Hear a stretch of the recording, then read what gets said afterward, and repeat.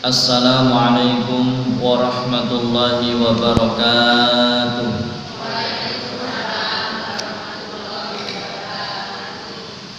Bismillah walhamdulillah wassalatu wassalamu ala rasulillah.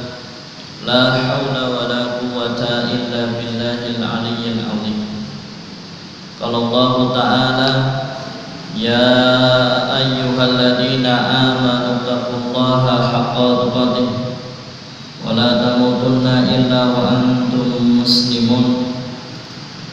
Wa qala ya ayyuhalladzina amanu taqullaha wa qulu qawlan sadida yuslih lakum a'malakum wa yaghfir lakum dhunubakum wa man yuti'illaha wa rasulahu faqad fazal fawzan 'azima. Fa inna asdaqal hadithi kitabullah wa khaira hadi hadi Muhammadin sallallahu alaihi wasallam wa syarrul umuri muhdatsatuha fa inna kulla muhdatsatin bid'ah kulla bid'atin dhalalah wa kulla dhalalatin finnar.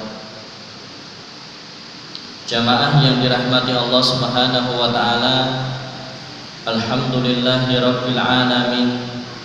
Pagi hari ini Allah Subhanahu wa taala telah memberikan kenikmatan yang besar, kenikmatan yang banyak kepada kita semua.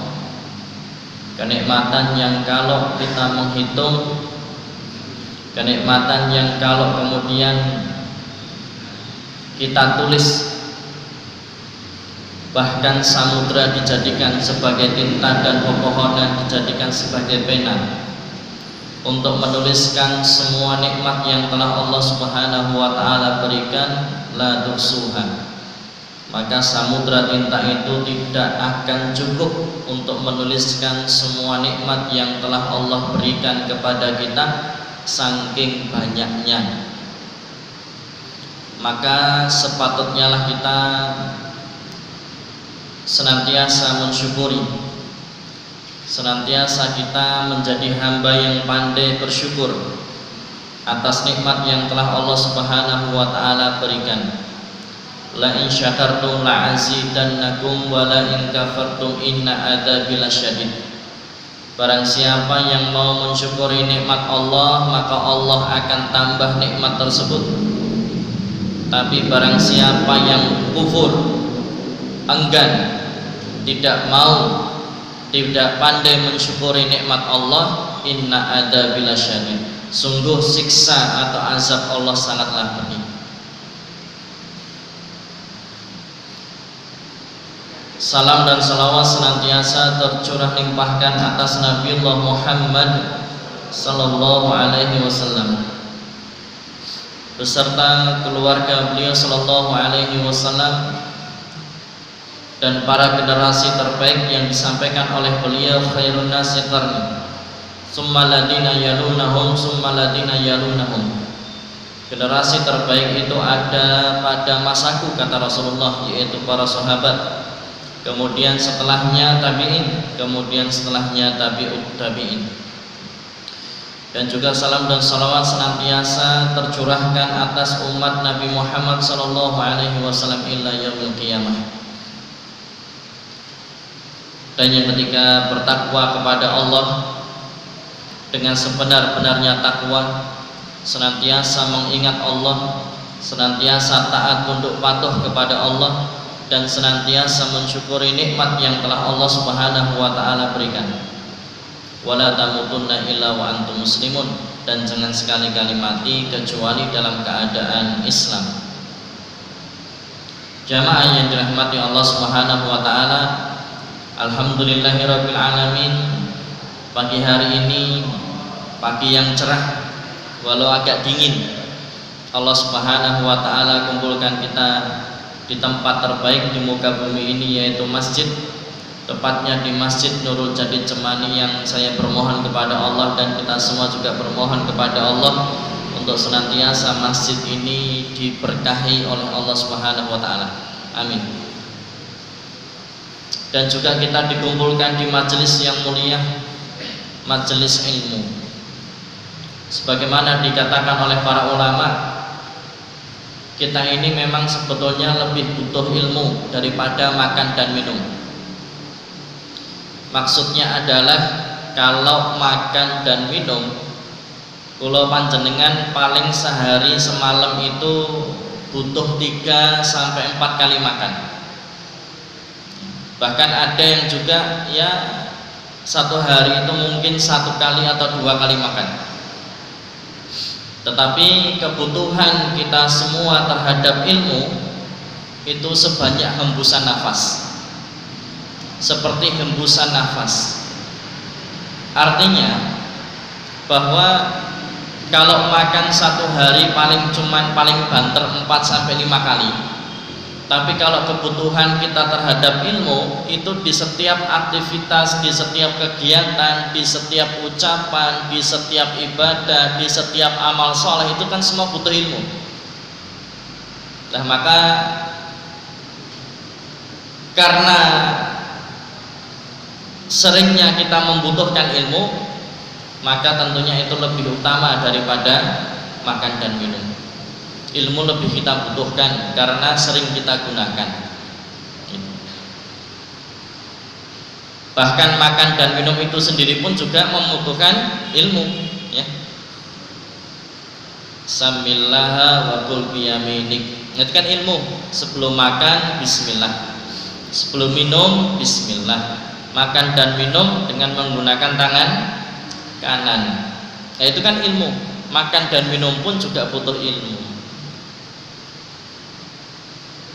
Ada orang dulu yang makan pakai tangan kiri. Oleh Rasulullah diperintahkan kalau makan pakai tangan kanan. Tapi orang itu mengatakan nggak bisa ya Rasulullah, saya nggak bisa makan pakai tangan kanan. Maka kemudian didoakan oleh Rasulullah dan pada ketika itulah tangannya jadi lumpuh. Akhirnya selamanya dia tidak bisa makan dengan pakai tangan kanan. Karena mungkin kan memang ada orang yang cidal ya, kede. Nah, itu kan sebetulnya tinggal pembiasaan, ya. Walaupun kede ya tinggal pembiasaan. Artinya kalau nulis tangan kiri nggak apa-apa, kalau main bulu tangkis atau apa tangan kiri nggak apa-apa. Tapi kalau makan minum ya dilatih, dibiasakan dengan menggunakan tangan kanan. Jadi sesuatu yang kalau memang harus menggunakan tangan kanan ya tangan kanan. Nah itu. Lah itu yang terjadi di orang di masa Rasulullah. Jadi kede ya, kidal ya, kede. Tapi kemudian Rasulullah perintahkan yuk pindah makanmu dengan tangan kanan. Belum mencoba sudah bilang nggak mampu. Belum nyoba sudah bilang nggak bisa. Akhirnya kemudian malah selamanya nggak bisa. Nah ini jamaah yang dirahmati Allah Subhanahu wa taala, maka aktivitas dunia itu kalau kemudian diamalkan sesuai dengan tuntunan Rasulullah, sesuai dengan perintah Allah dan Rasulnya, maka aktivitas dunia itu akan berubah menjadi aktivitas ibadah. Yang kalau ibadah maka akan ada nilai pahala di situ. Termasuk tadi makan dan minum, aktivitas dunia tapi diamalkan sesuai dengan syariat, maka makan minum yang dunia itu akan jadi ibadah, yang kalau ibadah ada pahalanya. Baik, jemaah yang dirahmati Allah Subhanahu wa taala. Pagi hari ini kita akan melanjutkan pembahasan masih dalam bab yang sama, yaitu menghormati atau mengagungkan kehormatan muslimin dan juga hak-hak mereka.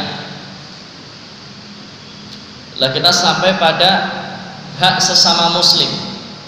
Ya, kita sampai kepada hak sesama muslim. Saya bacakan kembali dari Abu Hurairah radhiyallahu anhu, dia berkata Rasulullah sallallahu alaihi wasallam bersabda, haqqul muslimi 'alal muslim sittun. Haqqul muslimi 'alal muslimi sittun. Hak seorang muslim yang satu terhadap muslim yang lain itu ada 6. Hak itu berarti sesuatu yang harus dia dapatkan, itu hak. Hak istri berarti sesuatu yang harus didapatkan istri, itu kewajiban suami. Hak suami berarti sesuatu yang harus didapatkan suami, berarti kewajibannya istri. Jadi hak itu sesuatu yang memang dia harus dapat. Lah hak sesama muslim yang harus didapatkan oleh seorang muslim, setiap muslim, ada 6. Yang pertama, idza laqitahu fasallim alaihi. Bila engkau berjumpa dengannya, maka ucapkanlah salam. Ucapkan salam untuknya. Kemudian wa idza da'aka fa'ajibhu. Bila dia mengundangmu, maka penuhilah undangannya.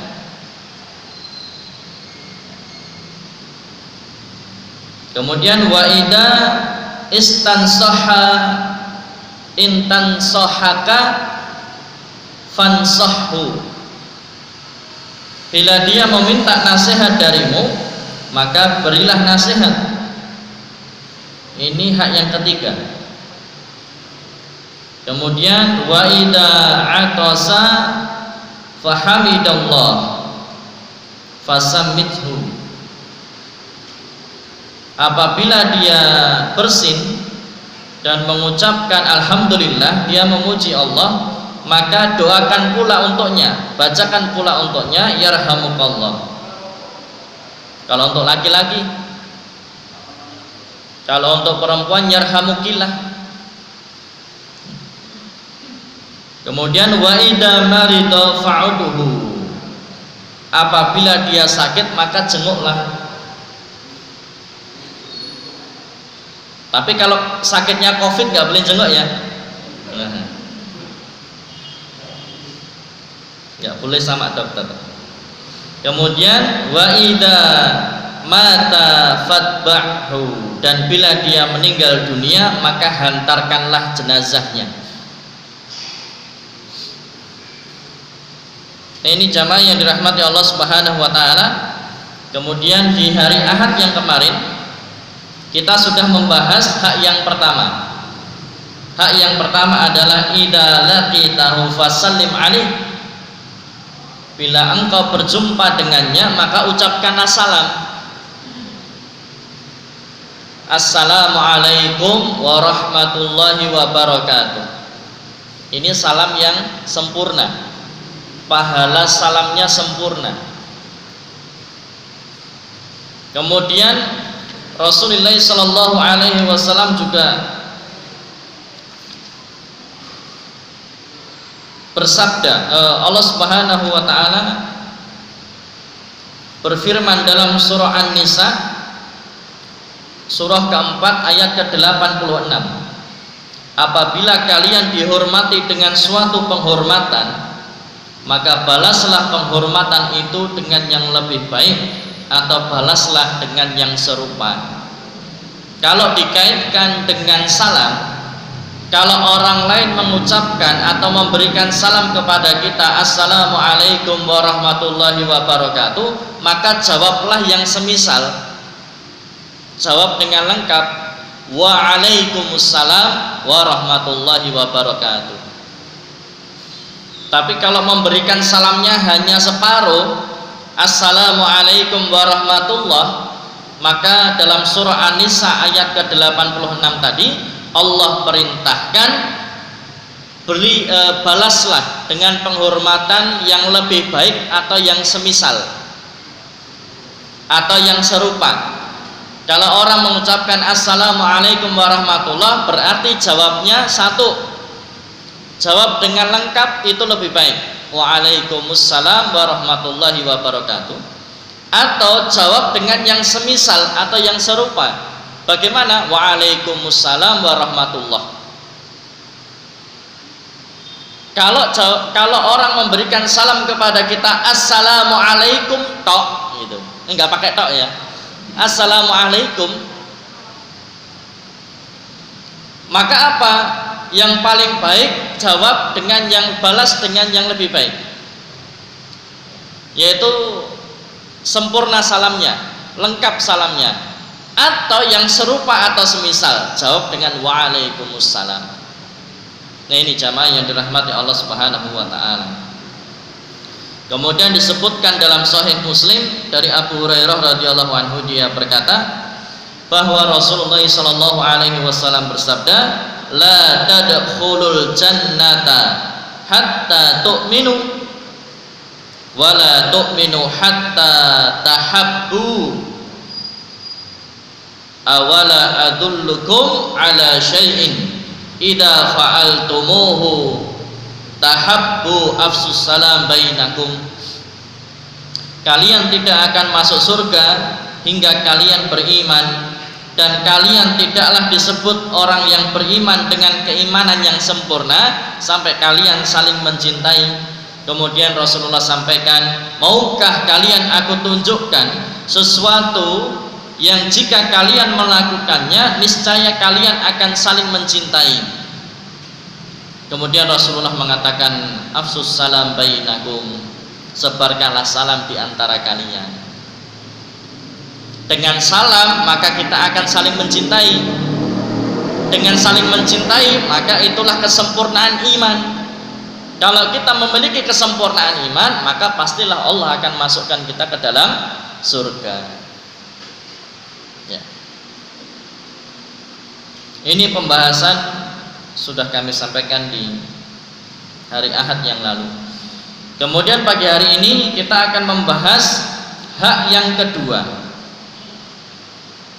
Hak yang kedua, wa idza da'aka fa'ajibhu. Bila dia mengundangmu, maka penuhilah undangannya. Datang, ya. Kemudian Allah Subhanahu wa taala juga berfirman dalam surah Al-Ahzab ayat ke-53. Surah Al-Ahzab ayat ke-53.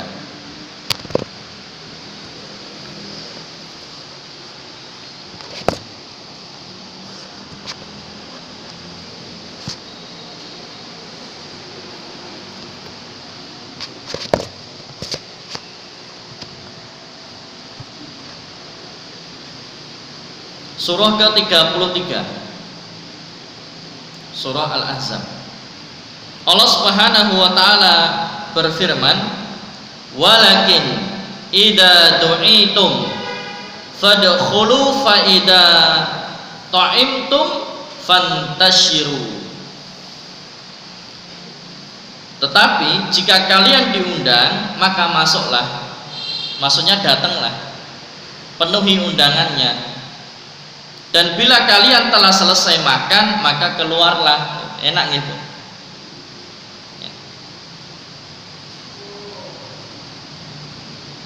Gandeng sampun tuwo mantuk. Kalau diundang datang, ya. Kemudian bila kalian telah selesai makan maka keluarlah. Kalau bertamu lama-lama itu kan juga ini ya Pak ya, nggak enak, ya kan? Kalau bertamu lama-lama juga nggak enak, karena dia juga akan memiliki aktivitas yang lainnya. Kalau mau ngusir kan pekewo Pak. Makanya kalau sedang bertamu atau menjenguk orang sakit jangan lama-lama. Sesuai dengan keperluan, sesuai dengan kebutuhan, setelah itu pulang.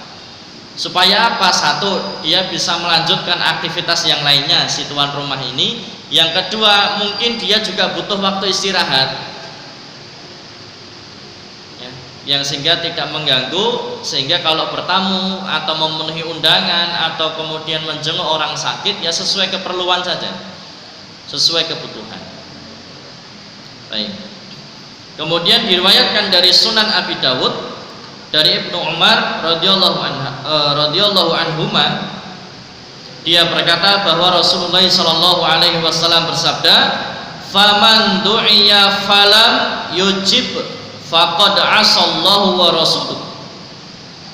Barang siapa diundang tetapi kok tidak memenuhinya, nggak datang, tidak hadir, sesungguhnya dia telah bermaksiat kepada Allah dan Rasul-Nya.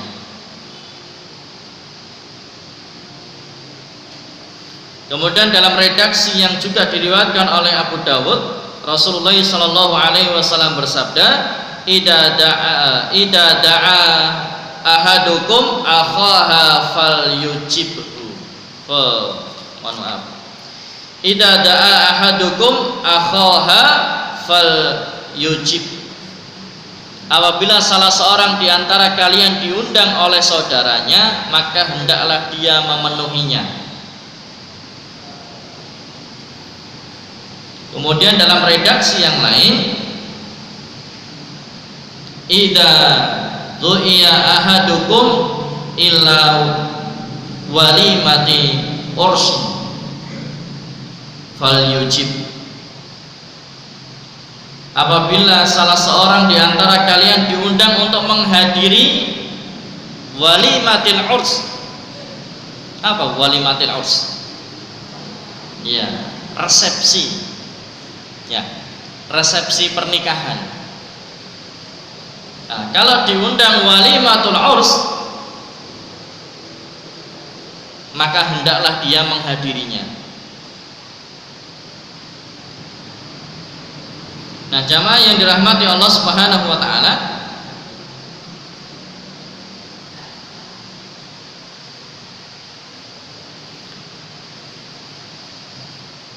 dalam madhab Syafi'i,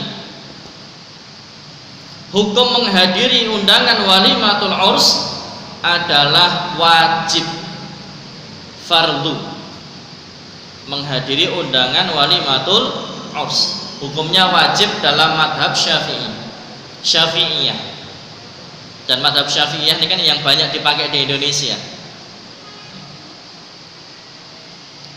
Kemudian Imam Nawawi rahimahullah berkata, menghadiri undangan walimah itu diperintahkan. Ini kata Imam An-Nawawi. Imam An-Nawawi itu Syafi'iyah. Ya.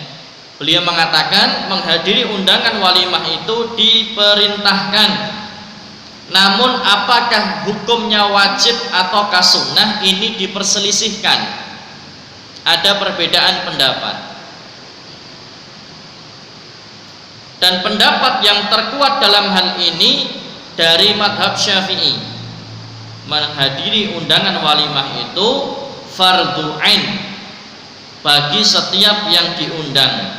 Namun undangan tersebut menjadi gugur jika ada udzur syar'i. Udzur syar'i bisa sakit, ya, apalagi di masa-masa pandemi.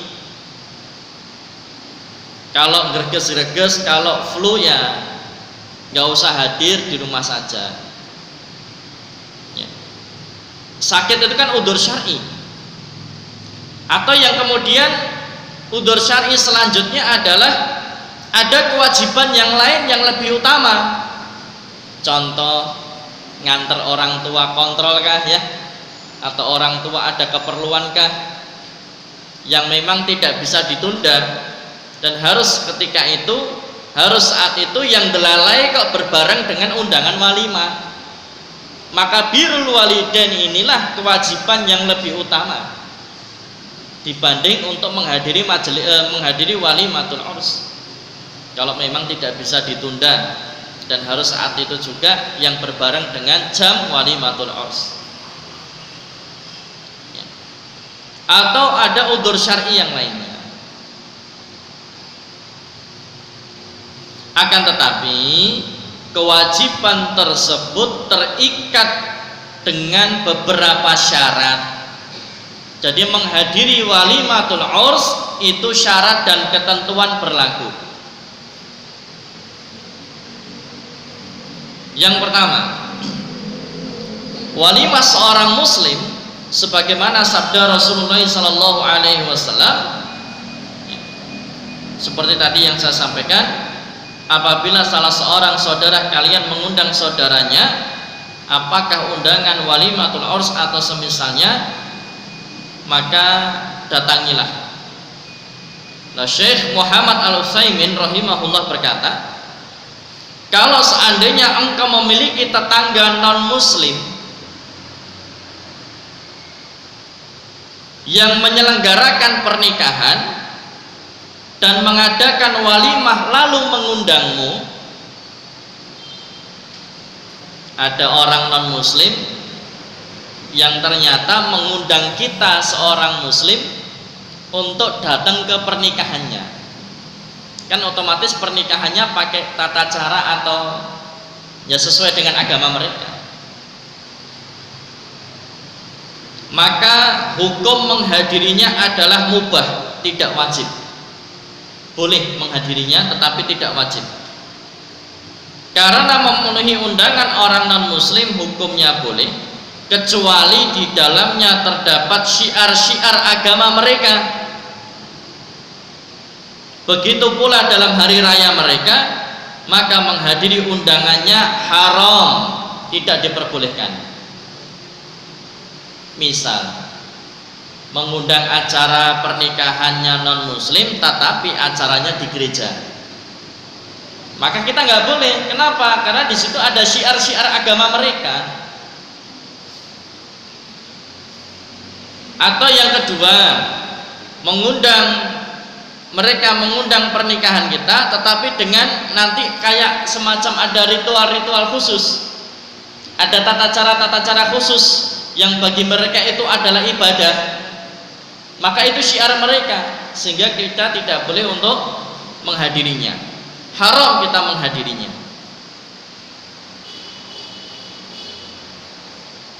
Tapi ada orang yang kemudian bingung, ini bagaimana Ustaz?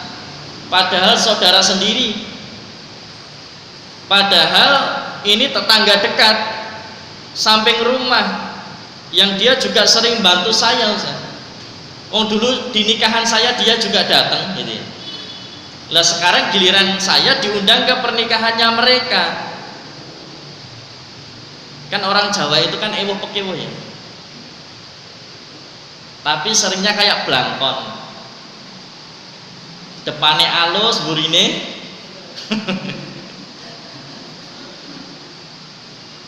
maka yang seperti ini ada jalan tengahnya.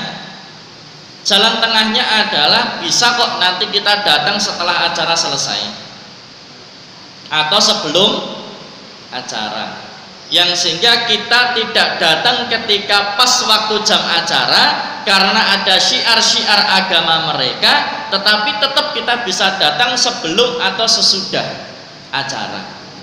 Nah, nanti disampaikan kepada mereka, mohon maaf kemarin saya tidak hadir karena acaranya mungkin di gereja, atau mungkin acaranya ada ritual adat mereka, ya, ada ibadah-ibadah yang ya sebagaimana mereka lakukan. Maka dalam Islam itu nggak boleh, karena tidak boleh saya tetap hadir tetapi setelah acara selesai.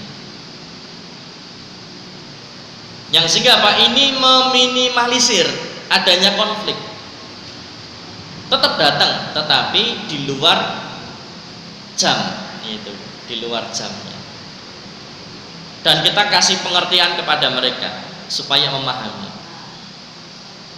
ya. Ini untuk meminimalisir konflik. Kemudian yang selanjutnya, mendapatkan undangan secara khusus melalui telepon, kartu undangan atau semisalnya, itu wajib datang selama tidak ada kemaksiatan, dan nanti akan ada penjelasan. Adapun undangan yang bersifat umum maka tidak termasuk wajib karena bersifat fardu kifayah. Sekarang kan ada undangan yang melalui undangan digital. Jadi undangan digital itu nggak ada namanya, wes pokoknya bisa di grup WhatsApp, ya kan? Lah yang undangan umum seperti itu tidak wajib kita untuk hadir. Sifatnya fardu kifayah. Fardu kifayah itu ya intinya ada perwakilan yang hadir. Kalau tidak ada sama sekali yang hadir maka berdosa semuanya. Makanya walaupun ada undangan digital yang seperti ini itu apa? Ya dikhususkan undangannya. Ya. Apalagi terhadap yang sepuh-sepuh. Nek orang Jawa bilangnya apa? Ngajeni ya. Ngajeni. Ya, jadi bukan hanya diumumkan, tetapi memang harus satu orang supaya khusus. Ya. Misalkan di masjid mengumumkan ketika habis sholat maghrib diumumkan, mohon nanti kehadiran panjenengan ya pada Isya untuk ke rumah saya karena saya ada walimatul urs. Ini kan undangan yang sifatnya umum. Dan yang seperti ini fardu kifayah. Kalau nggak ada yang datang sama sekali maka berdosa semua. Cukup dengan perwakilan, ya. Tidak wajib. Hilang status wajibnya itu jadi hilang. Makanya ketika mengundang tadi. Kenapa? Karena nanti dalam menghadiri undangan itu pun juga bagi yang hadir ada syarat dan ketentuan. Syarat dan ketentuannya adalah kalau mau mengajak teman atau orang lain pun juga harus seizin yang punya acara. Tapi biasanya kalau di orang punya gawe itu sudah spelling ya, Bu. Jadi kalau undangannya 100 biasanya cepat konsumsi berapa itu? Bisa sampai 200 ya? Itu. Atau bahkan lebih karena nanti biasanya kalau jagong itu wanae diajak, ya kan, pasangan diajak, kadang sak cucu-cucune bareng diajak. Nyucuke, Bu. Iya. Masyaallah. Kalau itu kan sudah menjadi kebiasaan ya. Walaupun sebetulnya kalau kembalikan ke hukum asal, sebagaimana Rasulullah juga pernah diundang makan, ketika akan mengajak sahabat yang lain, itu juga izin dulu dengan yang punya gawe. Diizinkan atau enggak? Kalau enggak diizinkan ya suruh pulang lagi. Tapi kalau diizinkan ya alhamdulillah datang.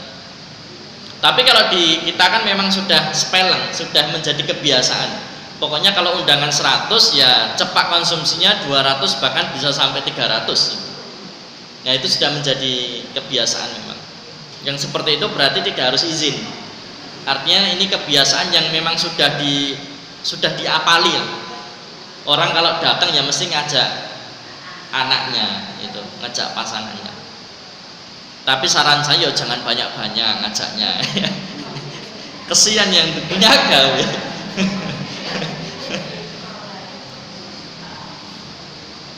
Nah, Syekh Utsaimin berkata, apabila kartu undangan walimatul urs ditujukan untuk semua orang, tidak ditentukan siapa yang diundang, maka mungkin dapat dikatakan ini adalah undangan yang bersifat umum, ya seperti hanya share group aja atau diumumkan secara umum, maka ini statusnya tidak wajib memenuhi undangan seperti ini. Akan tetapi jika dia yakin bahwa dialah yang diundang, maka memenuhi undangan ini menjadi wajib, karena ini sama saja dengan undangan dari lisan ke pengundang. Ini dalam Al-Qaulul Mufid ala Kitab Tauhid. Ini jamaah yang dirahmati Allah Subhanahu wa taala.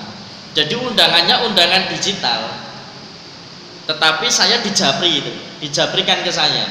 Kemudian di situ ada kata-kata, walaupun undangan digitalnya nggak ada namanya, tapi orang yang mengirimi yang punya gawe tadi mengatakan, misalkan Ustadz dimohon kehadirannya.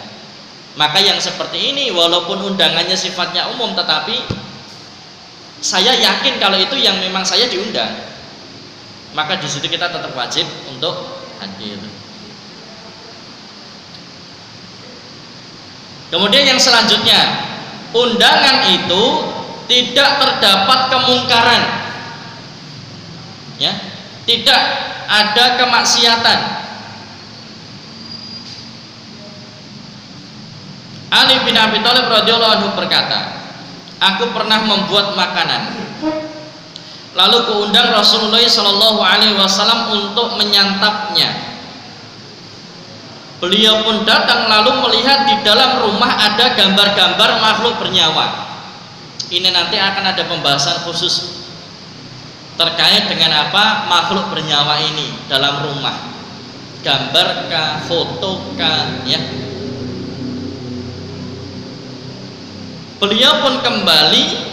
Ketika ditanya alasan beliau kembali, Rasulullah nggak mau datang. Jadi begitu masuk ke rumah kok ada gambar makhluk bernyawa, maka Rasulullah nggak jadi pulang lagi Rasulullah. Ya. Ketika beliau Shallallahu Alaihi Wasallam ditanya tentang alasannya kenapa kok pulang lagi, maka kemudian beliau Shallallahu Alaihi Wasallam bersabda,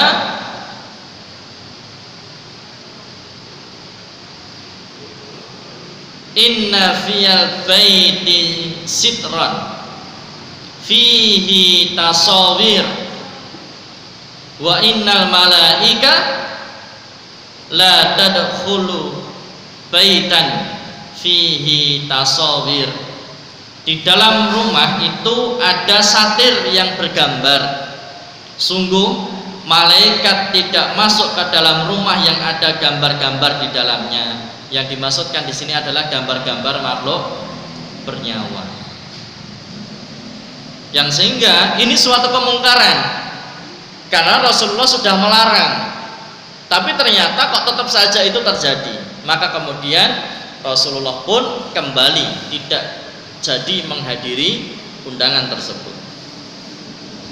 Kemudian yang selanjutnya tidak ada udzur yang menghalangi hadir, seperti sakit, safar, atau mendapatkan undangan sebelumnya ke tempat walimah lain, yang sehingga ini ada skala prioritas.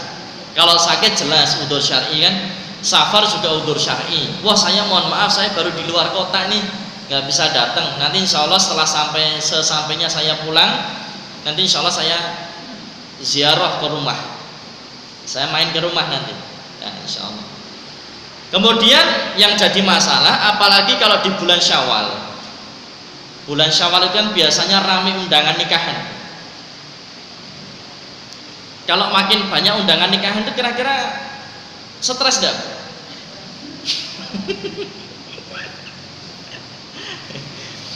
Harus berbagi sumbangan ya. Budgetnya tinggi kan. Ini di bulan Desember aja banyak yang nikah. Karena kan menahan Bu, kemarin Covid nggak boleh. Ya, sekarang sudah ada boleh walaupun harus menjaga protokol kesehatan. Ya, segera itu kan, gas itu. Akhirnya sekarang banyak sekali undangan pernikahan. Kemudian di bulan Syawal juga banyak yang nikah. Lah kalau seperti ini biasanya itu ada undangan yang double, harinya sama, jamnya pun juga sama. Lah bagaimana? Maka skala prioritas. Skala prioritasnya adalah didahulukan dari undangan yang masuk. Ya. Si A, si B punya gawe hari sama, jam sama. Tempatnya beda, nggak mungkin tempatnya sama. Ya. Lah si A itu undangan masuk Senin, si B undangan masuk Rabu. Maka skala prioritas yang didahulukan adalah yang si A, karena dia mengundang lebih dulu, undangannya lebih dulu. Ya, ini jamaah yang dirahmati Allah Subhanahu wa taala. Kemudian jika menghadiri walimatul urs dalam keadaan puasa, maka ada beberapa hal yang perlu diperhatikan. Undangannya Senin atau undangannya Kamis. Biasanya rutinan puasa Senin dan Kamis. Lah ini bagaimana Ustaz?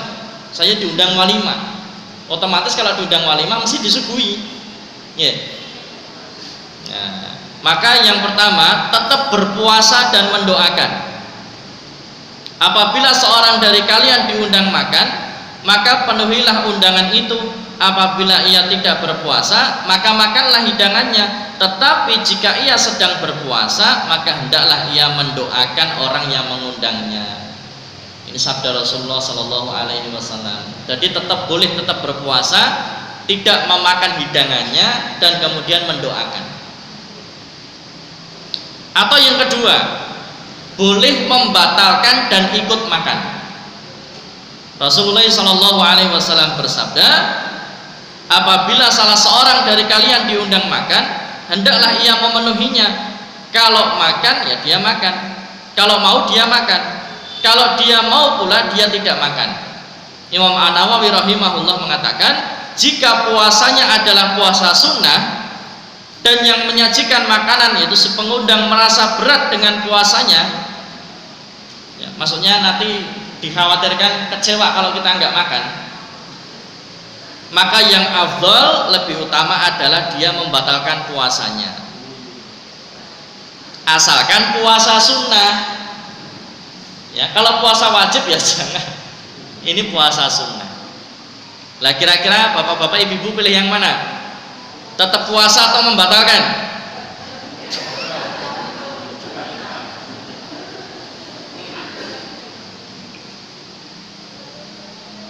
Baik jamaah yang dirahmati Allah Subhanahu wa taala.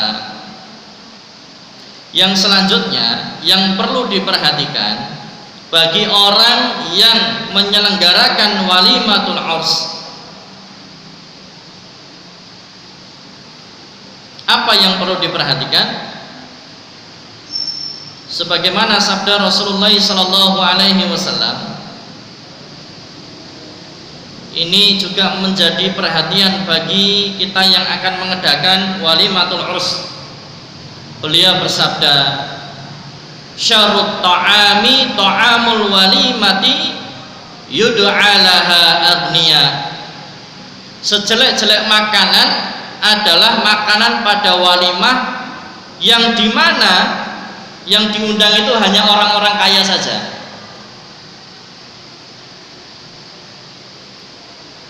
Wa yutrakul fuqara, dan orang-orang miskin tidak diundang.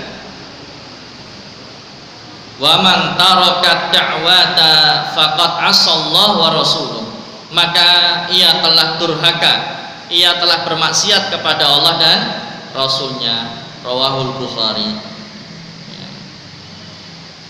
Ya, ini jamaah yang dirahmati Allah Subhanahu wa taala yang perlu diperhatikan.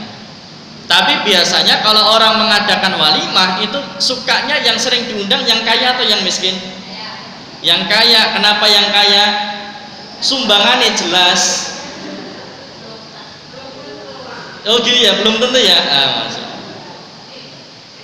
Nanti kalau sumbangannya banyak bisa balik modal atau malah bisa surplus. Nanti habis ngadain walimah bisa beli motor. Ya. Ternyata ketika yang diundang orang-orang kaya makanannya sisa. Karena mereka sudah terbiasa makan enak gitu kan ya, sudah sering kenyang, yang sehingga kemudian banyak dari makanan itu yang sisa. Tapi kalau yang diundang orang-orang miskin, masya Allah, jarang makan enak, jarang kenyang. Begitu diundang, masya Allah, makannya lahap, malah sok jaluk tanduk barang. Oh enggak ya, masya Allah. Bungkus bawa pulang. Nah ini jamaah yang dirahmati Allah Subhanahu wa taala. Rasulullah sudah sampaikan, seburuk-buruk makanan dalam walimatul urs itu kalau yang diundang hanya orang-orang kaya. Padahal sebetulnya walimatul urs itu kan intinya makan-makan. Lah yang butuh makan itu orang kaya atau orang miskin? Orang miskin. Ya semua butuh makan ya, ini masya Allah. Tetapi begitu ya tadi berbicara tentang kenikmatan makan itu dan kemudian menghindari mubazir ya, maka ini orang miskin masya Allah. Maka artinya begini, bukan kau tidak boleh mengundang yang kaya, ya boleh. Yang kaya diundang, yang miskin pun juga diundang. Dan disampaikan kepada hadirin ya, kalau bisa jangan mubazir ya, makanannya jangan sisa. Kalau memang nggak mau ya nggak usah dimakan gitu, daripada nyiso itu. Ini jamaah yang dirahmati Allah Subhanahu wa taala. Kalau orang Jawa dulu bilang gimana Pak? Ini segora dintake segone nangis ini. Nggak tahu segone nangis kayak piye ini. Artinya bahwa itu masya Allah. Maksudnya kalau nyiso segone nggak dihabiskan, itu banyak orang miskin yang nangis. Orang miskin susah makan kok kemudian kitanya buang-buang makanan. Ya, ini jamaah yang dirahmati Allah Subhanahu wa taala. Terakhir dari apa yang saya sampaikan dalam Al-Ittna dikatakan memenuhi undangan walimatul urs, pesta pernikahan, hukumnya wajib apabila si pengundang menyebutkan secara jelas dirinya seorang muslim, haram memboikotnya, hartanya boleh dinikmati, kemudian menghadiri undangan seorang muslim merupakan hak dari yang mengundang dan tidak akan jatuh batal hukumnya kecuali dengan seizinnya. Namun bila mana yang diundang sakit atau sedang merawat orang sakit atau sedang sibuk mengurusi hartanya, mungkin kerja itu ya, kerja dan tidak bisa izin kerjanya, ngundangnya jam kerja sedangkan dia tidak bisa meninggalkan pekerjaannya, atau cuaca pada saat itu amat panas atau amat dingin atau hujan tengah turun dengan lebatnya, ini musim hujan, hujannya deres ya. Atau yang bersangkutan seorang buruh di mana juraganya tidak memberikan izin, maka dia tidak wajib menghadirinya. Ya, yang demikian tadi tidak wajib menghadirinya karena udzur syar'i, ya, karena udzur syar'i. Hukum wajib menghadiri undangan hanya berlaku untuk undangan walimatul urs. Adapun menghadiri undangan-undangan yang lainnya hukumnya mubah. Dan tadi saya sampaikan wajib kita menghadiri walimatul urs asalkan tidak ada kemaksiatan. Apa kemaksiatannya? Kalau ada campur saru. Ya. Kadang lucu, ada pengajiannya tapi juga ada campur sarunya. Berngaji joget. Ini kurang pas ya. Ya, sehingga terhadap acara walimah yang seperti ini tadi aja hadirnya sebelum atau sesudah acara untuk menghindari kemaksiatan ya. Walimatul urs, bagaimana mungkin ustadznya diundang ngisi pengajian, habis itu ustadznya makan sambil lihat biduan joget, kan nggak sopan. Ustadznya malah diminta untuk melihat campur saru. Lah maka yang demikian, apalagi kita yang sudah ngaji ya jangan sampai kemudian kita bikin acara yang ada kemaksiatannya. Salah satunya adalah tadi campur sari atau campur, udah dikasih pengajian saja ya, dikasih pengajian saja. Atau mungkin kalau mungkin mau ada pesta-pesta ya hadrohan gitu ya, nah minimal hadrohan, tapi yang jelas bukan dangdutan, bukan kemudian biduan yang joget-joget. Apalagi ada yang nikahan itu nanti ada di situ minum-minuman keras ya. Setelah acara itu biasanya pada pesta minuman keras, ada yang sebagian seperti itu, yang ini haram untuk dihadiri. Demikian jamaah yang dirahmati Allah Subhanahu wa taala. Apakah ada yang dipertanyakan sebelum saya tutup? Silahkan.